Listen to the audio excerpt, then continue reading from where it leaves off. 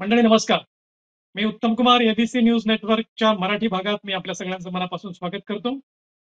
आज आपण अशा मुद्द्यावर चर्चा करणार आहोत की जो गेली 3-3.5 वर्षांपासून प्रलंबित आहे आणि अनेकांना उत्सुकता आहे. संपूर्ण महाराष्ट्रातल्या राजकीय मंडळींना उत्सुकता आहे. लोकसभा आणि विधानसभा निवडणुका झाल्यानंतर आता तरी महापालिकांच्या, जिल्हा परिषदांच्या आणि पंचायत समित्यांच्या निवडणुका होतील अशी आशा अनेकांना लागून राहिली आहे. यावर नुकतीच मागच्या महिन्यामध्ये सुनावणी झाली आणि सुनावणी दरम्यान पुन्हा एकदा तारीख आपल्याला मिळाली आणि आता ती 25 फेब्रुवारीला एकदाची सुनावणी होईल. बऱ्याच राजकीय पक्षांना आशा आहे, बऱ्याच कार्यकर्त्यांना आणि नवीन इच्छुकांना आशा आहे की निश्चितच 25 फेब्रुवारीला निकाल लागेल आणि निवडणुका महापालिकेच्या लागतील. बरेच जण गुडघ्याला बाशिंग बांधून उभे आहेत, बांधायला हरकत नाही. पण या सगळ्या मुद्द्यावरती, त्या निमित्ताने निर्माण झालेल्या प्रश्नांवरती आपण आज चर्चा करणार आहोत, संवाद साधणार आहोत पुण्यातले ज्येष्ठ पत्रकार पांडुरंग मरगजे यांच्याशी. मरगजे, मी आपलं या नमस्कार. टॉक शो मध्ये मनापासून स्वागत करतो. मरगजेंविषयी सांगायचं तर मरगजे गेली अनेक वर्ष पुण्यातल्या अनेक नामांकित दैनिकांसाठी पत्रकारिता करतायत, वार्तांकन करतायत. अनेक भूमिका, राजकीय भूमिका त्यांनी जवळून पाहिलेल्या आहेत. अनेक राजकीय नेत्यांचे कारकीर्द त्यांनी जवळून पाहिली आहे. ते नामवंत राजकीय विश्लेषक देखील आहेत. अशा मरगजे यांच्याकडून आपण आज जाणून घेऊयात महापालिका निवडणुकांचं भविष्य आणि त्या निमित्ताने सुरू असलेली राजकीय घडामोडी. मरगजेजी, मी आपल्याला पहिल्यांदाच विचारू इच्छितो की सर्वसामान्यांच्या मनामध्ये आता अशी भावना झाली आहे, 3-3.5 वर्ष निवडणूक नव्हती, महापालिकेची निवडणूक झाली नाही, जिल्हा परिषदेची झाली नाही, फरक काहीच पडलेला नाही सर्वसामान्यांच्या आयुष्यात. त्यांची कामं वेळच्या वेळी होत आहेत. लोकांना असं वाटतंय निवडणूक नाही झाली तर बिघडलंय कुठं. सर, बरोबर आहे. तुम्ही म्हणताय ते एका अर्थाने बरोबर आहे. परंतु हे लोकशाहीला आपल्या अभिप्रेत आहे का, हेही पाहिलं पाहिजे. बरोबर आहे. गेले आता जवळजवळ 14 फेब्रुवारी 14 मार्च 2022 ला प्रशासक राज आलं. आता 3 वर्ष जवळजवळ होत आले प्रशासक राज आहे. लोकांच्या ते अंगवळणी पडलेलं आहे. परंतु आपल्या लोकशाहीला ते अभिप्रेत आहे का, हेही पाहणं तितकंच गरजेचं आहे. स्थानिक स्वराज्य संस्था हा भारताच्या लोकशाहीच्या कणा आहेत. सत्तेचे विकेंद्रीकरण, मर्यादित कार्यक्षेत्र, स्थानिक पातळीवरील समस्या, विशेषतः जनतेच्या प्राथमिक गरजांशी निगडीत असलेली कामे करणाऱ्या संस्थांना स्थानिक स्वराज्य संस्था असं म्हटलं जातं. सामाजिक उद्दिष्ट, सामाजिक आर्थिक प्रश्न, सामाजिक न्याय, मूलभूत सुविधा, विकासाला चालना देण्यासाठी वाहतूक, रस्ते, वीज, शाळा, रुग्णालय इत्यादी मूलभूत पायाभूत सुविधा निर्माण करण्यासाठी स्थानिक स्वराज्य संस्था हे एक प्रभावी माध्यम आहे. बरोबर. त्याच्यामुळे तुम्ही जसे म्हणत असाल तरी काय फरक पडतोय, बिघडतंय कुठं, परंतु हे लोकशाहीला अभिप्रेत नाही. त्यामुळे लवकरात लवकर स्थानिक स्वराज्य संस्थेच्या निवडणुका होणं हे क्रमप्राप्त आहे. अगदी बरोबर मुद्दा मांडला तुम्ही की लोकशाहीला अभिप्रेत नाही, संविधानात स्थानिक स्वराज्य संस्थांच्या निवडणुका होणं गरजेचं आहे आणि त्या अनुषंगाने लोकांचा माणूस गेलेला असतो, लोकप्रतिनिधी गेलेला असतो. पण ही माझी भावना नाही, सर्वसामान्य लोकांची भावना आहे की निवडणुका नाही आता झाल्या, विनाकारण एवढा खर्च नाही झाला तर काय आयुक्त काम पाहतायत किंवा प्रशासक, क्षेत्रीय कार्यालय काम, लोकांची कामं वेळच्या वेळी होत आहेत, त्यामुळे बिघडत काहीच नाही. विनाकारण खर्च का लादायचा, ही सवय लागली. हा मधला टप्पा. हा, बोला. नाही सर, तुम्ही म्हणताय त्यात काही अंशी सत्य आहे. परंतु कसं आहे माहिती का, एखादा गल्लीतला प्रश्न असतात, एखादी छोटीशी समस्या असतात, तर सर्वसामान्य नागरिक थेट आयुक्तापर्यंत जाऊ शकत नाही किंवा आयुक्तही थेट त्या नागरिकाशी संपर्क साधू शकत नाही. त्याच्यासाठी मधला दुवा हा अत्यंत आवश्यक आहे. मोठे मोठे प्रकल्प होतात, नेते मंडळी ते डायरेक्ट आयुक्तांशी बोलून ते प्रकल्प मार्गी लावू शकतात.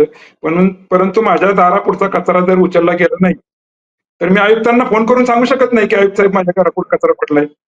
माझ्या नळाला जर पाणी येत नसेल तर मी आयुक्तांना म्हणू शकत नाही की आयुक्त साहेब माझ्या नळाला पाणी येत नाही. त्याच्यासाठी स्थानिक प्रतिनिधित्व असणं आवश्यक आहे.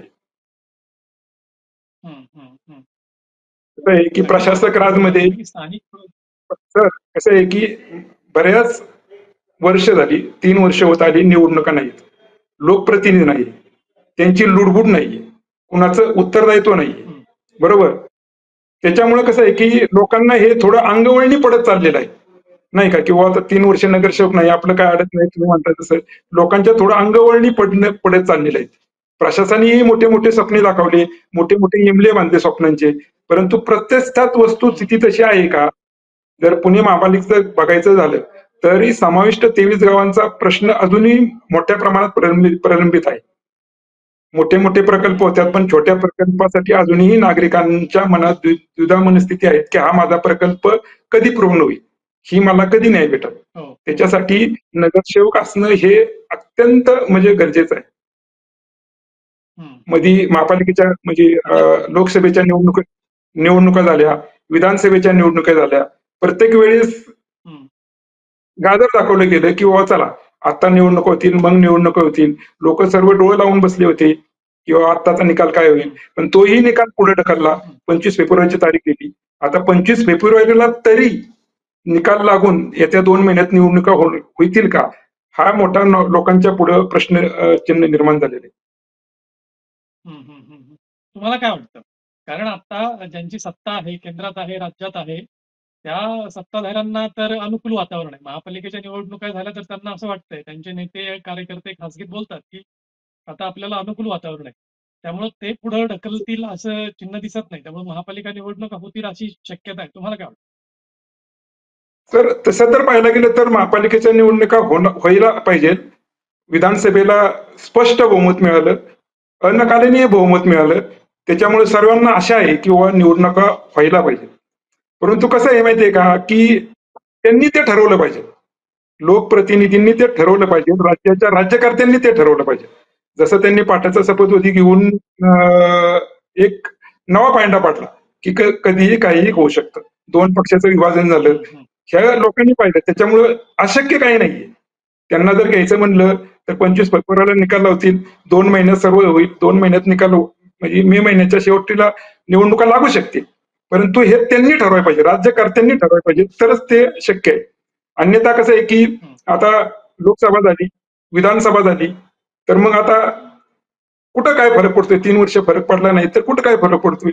न्यू पुढे आपण अजून कारण सांगू, न्यायालयीन प्रकरणीचं कारण सांगू आणि न्यू पुढे आपलं गणपतीपर्यंत, दिवाळीपर्यंत, असंही त्यांच्या मनात जर असेल तर मग आपल्याला परत प्रतीक्षा करावी लागेल. अगदी बरोबर आहे. पण आता 25 फेब्रुवारीला समजा सुनावणी झाली आणि न्यायालयाने, सन्माननीय न्यायालयाने जरी निर्णय दिला की निवडणुका घ्या, तरी सुद्धा प्रशासकीय तयारी करायला काही कालावधी जाईल. मतदार याद्या, प्रशासकीय तयाऱ्या, ह्या सगळ्या गोष्टींना 1-2 महिना गेला साधारणतः. तर एप्रिल मे होईल, त्यानंतर निवडणुका लागणं म्हणजे पावसाळ्यामध्ये निवडणुका होतील की नाही याच्याबद्दल शंका आहे. तसं जर एकतर तुमचं काय मत आहे, आता होतील की मग दिवाळीनंतर? सर, प्रशासकाची पूर्ण तयारी, निवडणूक आयोगाने जर आदेश दिला तर प्रशासक 2 महिन्यात तो कार्यक्रम 100% लावते. प्रशासन पूर्ण तयार आहे, परंतु ह्यांनी ते मनावर घेतलं पाहिजे. 25 फेब्रुवारीला त्यांनी निकाल दिला पाहिजे आणि जर तसं झालं तरच 2 महिन्यात निवडणुका होतील, नाहीतर आपल्याला पुन्हा पुढची तारीख भेटणार, पुन्हा आपल्याला वेट करावं लागणार. पण हे राजकर्त्यांनी ठरवायला पाहिजे किंवा चला 25 तारखेला राज्यकर्त्यांनी ठरवायला पाहिजे. आणि सर्वसामान्य लोकांना अजूनही असं वाटतंय की नाही झालं तरी काही फरक पडत नाही. त्याला दुसरी कारणं पण अशी पण आहेत. कामं होत आहेत हा एक मुद्दा आहेच आहे, पण दुसरी कारणं त्या लोकांच्या मनामध्ये अशी आहेत की नगरसेवकही 100% काही काम करतोच असं नाही. त्याला सन्मानही अपवाद आहेतच निश्चितच. काही लोक फार तळागाळात जाऊन काम करतात, पण काही जण कामच करत नाही. मग ते मलिदा खाणं, कमिशन वगैरे आपण बातम्या रोजच्या रोज वाचतो. या गोष्टीलाही कुठे सर्वसामान्य जनता कंटाळली आहे का? नाही सर, कसं आहे की काही अंशी त्यामध्ये तथ्य असली, 100 नगरसेवक धरले तर त्यातले 5-10%, 10%, 20% काही जे प्रमाण असेल त्याच्यामध्ये ते काम करतही नसतील. पण काही नगरसेवक असे आहेत की ते 5-5, 6-6 टर्म निवडून येतात. याच्या अर्थी ते काम करत असल्याशिवाय जनता त्यांना निवडून देते का? हाही प्रश्न आहे ना. म्हणजे काम करत नाही असं म्हणणं म्हणजे एकदम म्हणजे गैर होईल. काही करत नसतील आणि त्यांचं जनता जनार्दन त्यांना त्याची शिक्षाही देते, तिथं बदलही घडून येतो. नवीन आपल्याला प्रतिनिधी महापालिकेत आलेले, स्थानिक स्वराज्य संस्थेमध्ये आलेले आपल्याला पाहायला भेटतात. त्याच्यामुळं फरक पडत नाही असं म्हणणं थोडंसं वाईट चुकीचं दिसेल. स्थानिक स्वराज्य संस्था असणं हे क्रमप्राप्त आहे. ते लोकशाहीला अभिप्रेत आहे. अगदी बरोबर आहे. बरोबर मुद्दा मांडता तुम्ही. थोडं आपण ग्रामीण भागाकडे जाऊया, कारण ग्रामीण भागात सुद्धा याची झळ स्वराज्य संस्थांमध्ये जिल्हा परिषद येतात, पंचायत समित्या येतात. हा, तर तिकडे काय स्थिती राहील? तिकडचं सर तिथं तर म्हणजे शहरापेक्षा सर तिथं तर शहरापेक्षा ग्रामीण भागामध्ये परिस्थिती फार म्हणजे जिकरीची असते.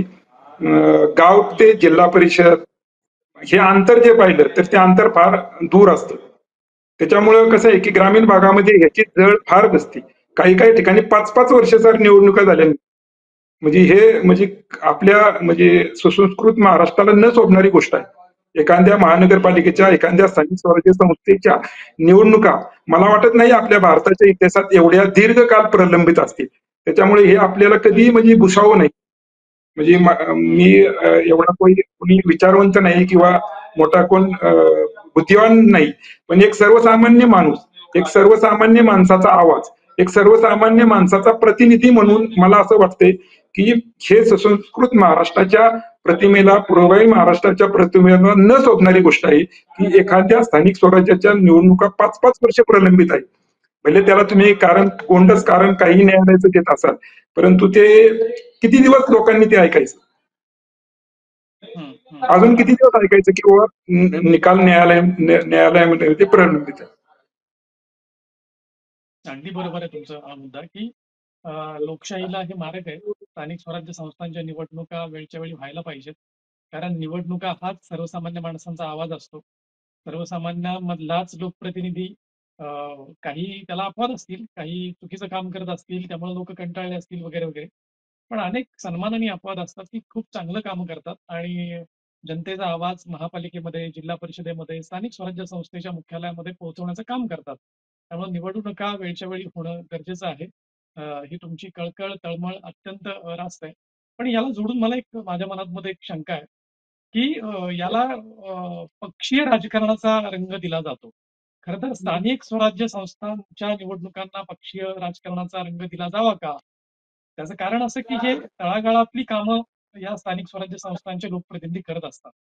असं असताना त्याला पक्षीय राजकारणाचा जर मुलामा दिला, तर मग कामं होतात का? किंवा कामं तर तुम्ही कसं पाहता त्याकडं?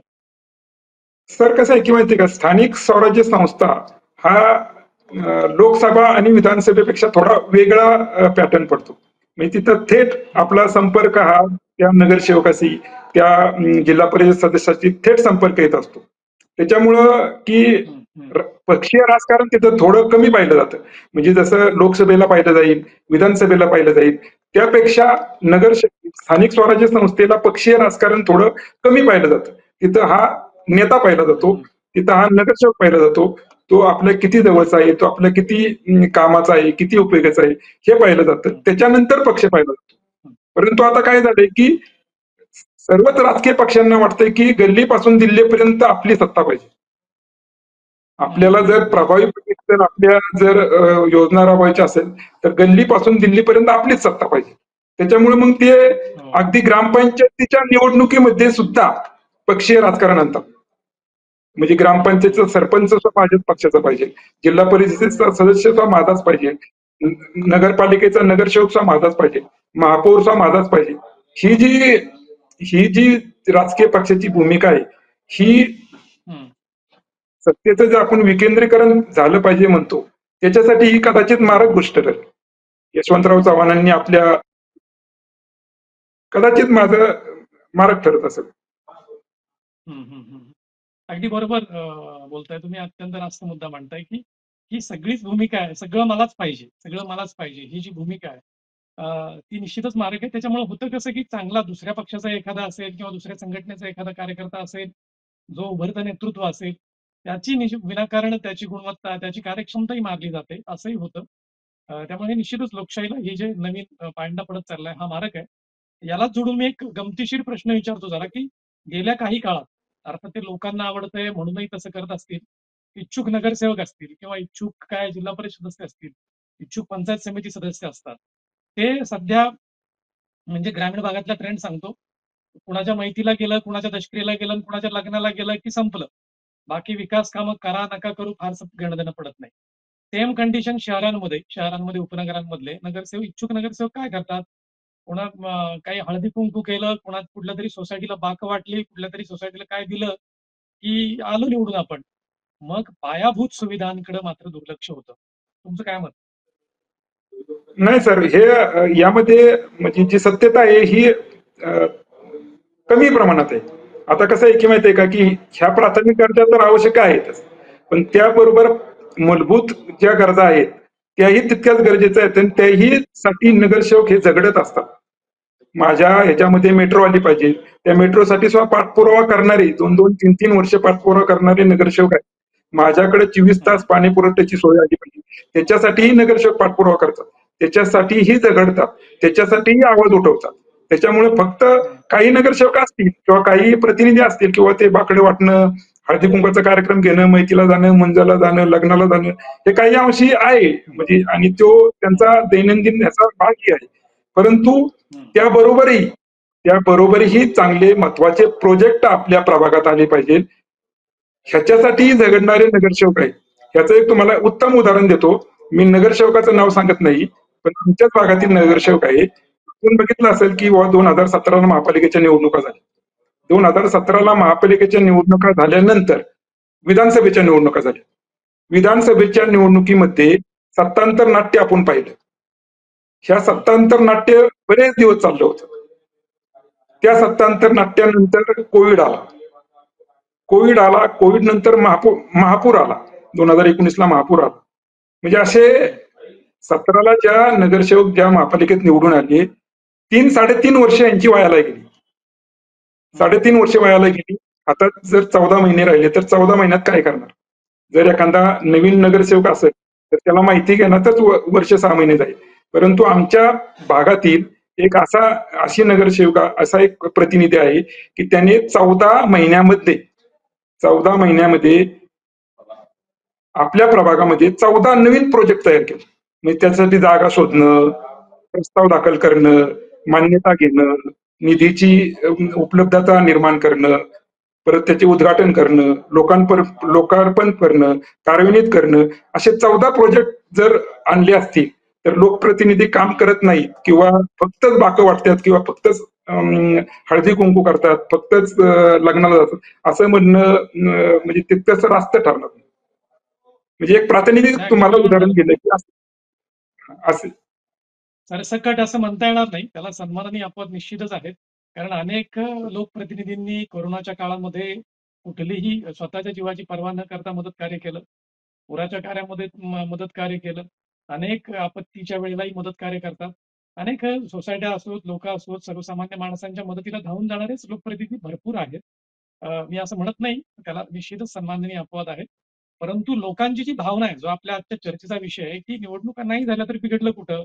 अशी जी सर्वसामान्यांची जी भावना वाढीस लागली आहे, त्याला खतपाणी घालणारे असे काही लोकप्रतिनिधी असतात, की ते फक्त एवढंच करतात. आणि मग लोकांची भावना निर्माण होते, की नसली निवडणूक, नाही झाली निवडणूक तर बिघडतंय कुठं? अशी सर्वसामान्यांची भावना असते. त्यामुळे निश्चितच चांगलं काम करणाऱ्यांच्या पाठीशी जनता असते. आणि उलट पण आहे. मी मगाशी म्हणालो, की दशक्रिया मुंजेला लग्नाला गेलं म्हणजे, पण लोकांची तशीच वाढलेली आहे. समजा मी माझ्या भागातला मोठा कार्यकर्ता आहे, माझ्या मुलाच्या लग्नाला किंवा माझ्या नातेवाईकाच्या दशक्रियेला जर नाही आला माझा आवडता नेता, तर मी नाराज होतो. अशी अनेक उदाहरणं आहेत. त्यामुळं नकळत इच्छुक प्रतिनिधींना देखील लोकांहूनही करावं लागतोय का? लोकांसारखंच वागावं लागतंय का? बरोबर आहे सर. कसं आहे की एक स्थानिक प्रतिनिधी म्हणून नागरिकांच्या प्रत्येक कार्यात, शुभ कार्यात, दुःखद कार्यात, त्याच्या प्रत्येक ह्याला उपस्थित राहणं नगरसेवकांनाही क्रमप्राप्त असतं आणि नागरिकांचीही तशी अपेक्षा असते की बाबा माझा लोकप्रतिनिधी माझ्या कामासाठी आला पाहिजे. पण त्याच्याबरोबरच हे करत असतानाही त्याला इतरही कामं करावी लागतात आणि ते करतात, आवडीने करतात. मध्यरात्री जरी एखाद्याच्या घरी अडचण आली तरी मध्यरात्रीलाही एखादा नगरसेवक, एखादा लोकप्रतिनिधी तिथं जातीने हजर असतो. आपण महापुरात बघितलं असेल, महापूर हा रात्रीच आला होता. रात्री आला होता. पहाटेपासून लोक तिथं उपलब्ध होते. सकाळपासून म्हणजे रात्रभर जागून सुद्धा पाठव लोकांनी परत बाबा तो कचरा उचलणं, काही कुठं पूर आलाय, कुठं आपत्ती व्यवस्थापनाचा प्रश्न निर्माण झालाय, कुठे वीज नाही, तिथेही ते लोकप्रतिनिधी हजर झाले होते. आणि लोकांची एक धारणा असतीच की बाबा माझा प्रतिनिधी माझ्या घरी आला पाहिजे, त्याला ते अभिमानास्पद वाटतं. म्हणजे बाबा माझ्या मुलाचं लग्न आहे तर बाबा नगरसेवकने आलं पाहिजे, मी तुझं नाव टाकलेलं आहे. नाव टाकलं तर ते क्रमप्राप्तच होतं की बाबा त्या कार्यक्रमाला जा.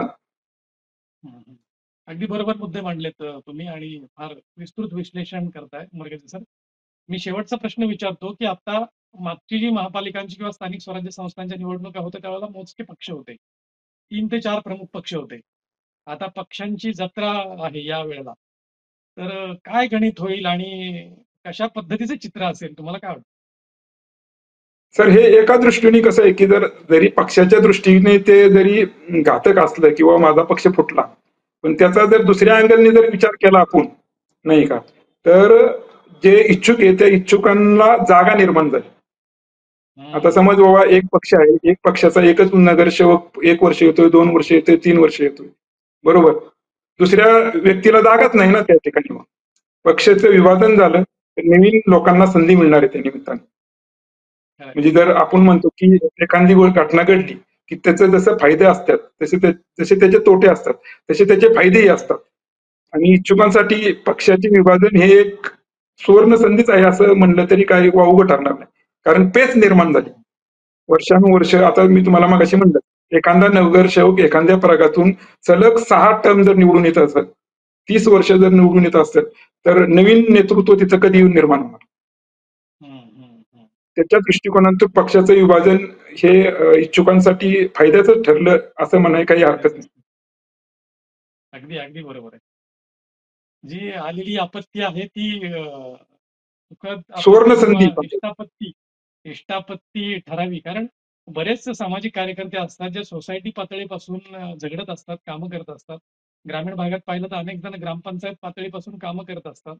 मात्र वर्षानुवर्ष निवडून येणाऱ्या एखाद्या लोकप्रतिनिधीमुळे त्यांना संधी मिळत नाही. आता पक्षांची विभाजन झाल्यामुळे कदाचित त्यांना संधी मिळेल, चांगले सामाजिक कार्यकर्ते पुढे येतील, लोकांची कामं होतील. हाच यातनं एक सकारात्मक मुद्दा आहे. सकारात्मक दृष्टिकोनातनं पाहूया.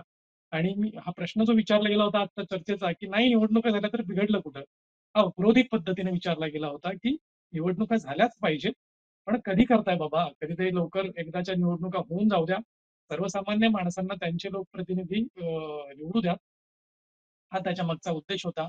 आणि या सगळ्याच मुद्द्यांना अतिशय सडेतोड, परखड आणि अभ्यासपूर्ण मांडणी करून आपण मर्गजे सर विश्लेषण केलं.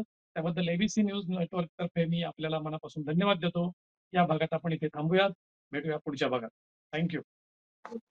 धन्यवाद सर. एबीसी न्यूज चॅनलने मला जी संधी दिली त्याच्याबद्दल मी आपलं मनपूर्वक आभारी आहे. या माध्यमातून तरी आपल्या राज्यकर्त्यांना, आपल्या शासनकर्त्यांना जर वाटलं की बाबा काही याची जर दखल घेतली तर तीही लोकांसाठी एक चांगली अपॉर्च्युनिटी असेल. परत एकदा धन्यवाद सर. ताज्या बातम्यांसाठी पाहत रहा एबीसी मराठी न्यूज.